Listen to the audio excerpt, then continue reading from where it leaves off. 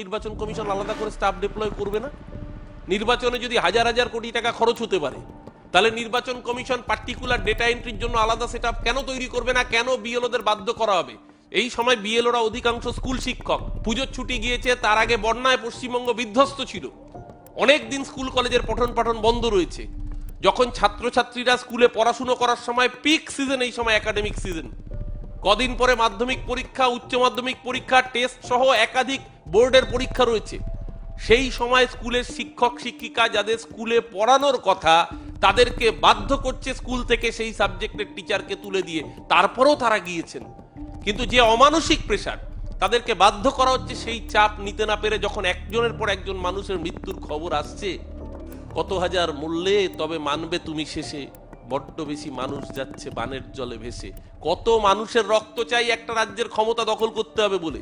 জনপ্রিয় গান আজ থেকে 2 দশক আগে নচিকেতা লিখেছিলেন, শুধু বিষ দাও, অমৃত চাই না। সেই গানের একটা লাইন ছিল, আমার মৃতদেহে ঝুলবে নোটিশ বোর্ড, কর্তৃপক্ষ দায়ী না।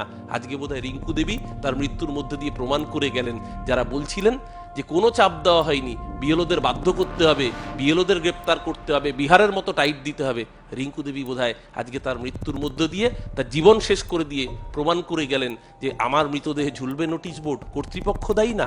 কর্তৃপক্ষ মানে বিজেপি, কর্তৃপক্ষ মানে এই নির্বাচন কমিশন, যাদেরকে দায় নিতে হবে। দায় নেবে বাংলার মানুষ, দায় নেওয়াবে বাংলার মানুষ, দায় নিয়ে বাংলার মানুষ ওদের জন্য এসআইআর করবে। ভারতবর্ষের বুকে 2026-এ যদি এসআইআর হয়, একটা রাজনৈতিক দলের উপর এসআইআর করবে পশ্চিমবঙ্গের মানুষ, 10.5 কোটি মানুষ এসআইআর করে ভারতীয় জনতা পার্টি নামক দলটার নাম ও নিশান, অস্তিত্ব বাংলার রাজনৈতিক ইতিহাস থেকে মুছে দেবে।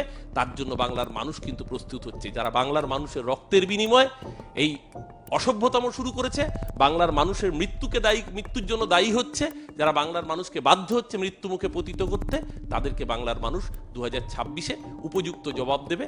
তার জন্য তৃণমূল কংগ্রেস তাদের পাশে ছিল, আছে, থাকবে।